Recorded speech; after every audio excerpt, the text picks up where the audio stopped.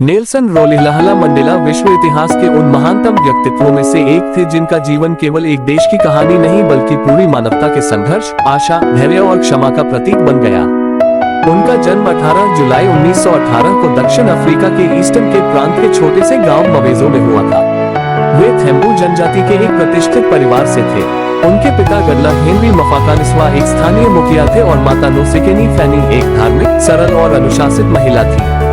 बचपन में मंडेला का नाम रोलिहला रखा गया, जिसका अर्थ होता है पेड़ की डाल हिलाने वाला या मुसीबत मोल लेने वाला, जो आगे चलकर उनके जीवन का प्रतीक बन गया। बचपन में ही उनके पिता का देहांत हो गया, जिसके बाद थेम्बू जनजाति के रीजेंट जोगिंताबा दलिंदिगो ने उन्हें अपने संरक्षण में लिया। इस संरक्षण ने मंडेला को बेहतर शिक्षा, अनुशासन और नेतृत्व के संस्कार दिए। मिशनरी स्कूल में पढ़ते समय उन्हें अंग्रेजी नाम नेल्सन दिया गया, जो उस दौर की औपनिवेशिक परंपरा का हिस्सा था। शिक्षा के दौरान ही मंडेला ने देखा कि किस तरह अश्वेत लोगों के साथ भेदभाव किया जाता है और कैसे कानून केवल गोरे लोगों के हित में बनाए गए हैं। फोर्ट हेयर विश्वविद्यालय में पढ़ाई के समय छात्र राजनीति में भाग लेने के कारण उन्हें कॉलेज छोड़ना पड़ा, लेकिन यही अनुभव उनके भीतर विद्रोह और न्याय की भावना को और प्रबल कर गया।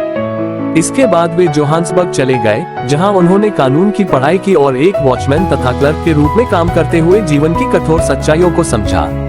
जोहान्सबर्ग में उन्होंने नस्लभेद व्यवस्था को बेहद नजदीक से देखा, जहां अश्वेतों को न तो समान अवसर मिलते थे और न ही सम्मान। यहीं से उनके मन में ये दृढ़ निश्चय हुआ कि वे इस अन्यायपूर्ण व्यवस्था के खिलाफ अपना जीवन समर्पित करेंगे।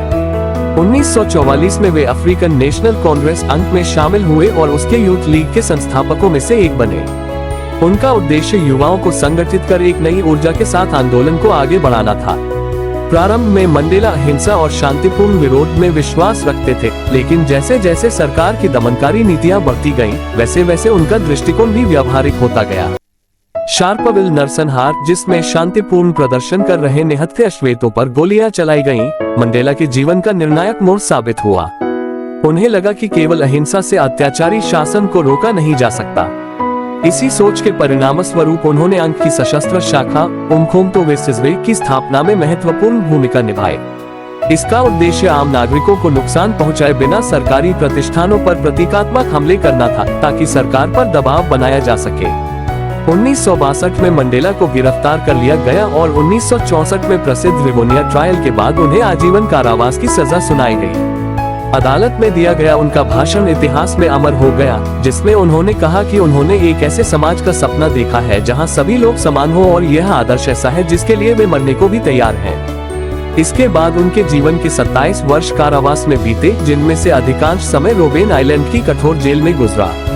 वहां उन्हें पत्थर तोड़ने जैसा कठिन श्रम करना पड़ा, सीमित भोजन मिला और अमानवीय परिस्थितियों का सामना करना पड़ा, लेकिन इन सब के बावजूद उन्होंने अपने आत्मसम्मान और नैतिक मूल्यों को कभी नहीं छोड़ा।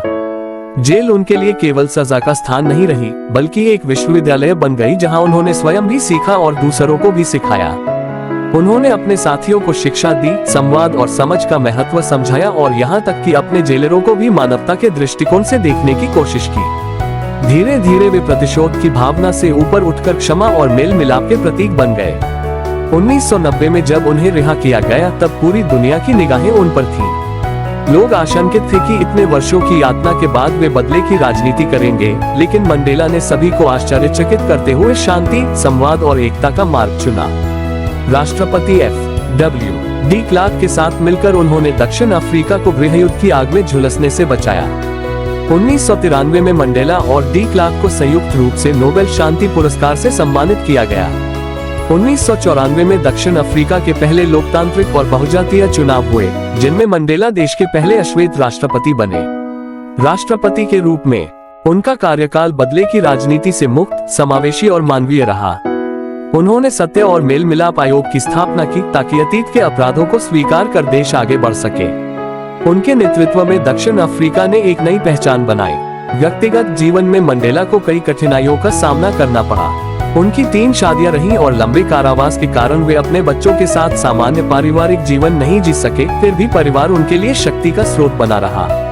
राष्ट्रपति पद से हटने के बाद भी वे विश्व शांति, मानवाधिकार और समानता के लिए सक्रिय रहे।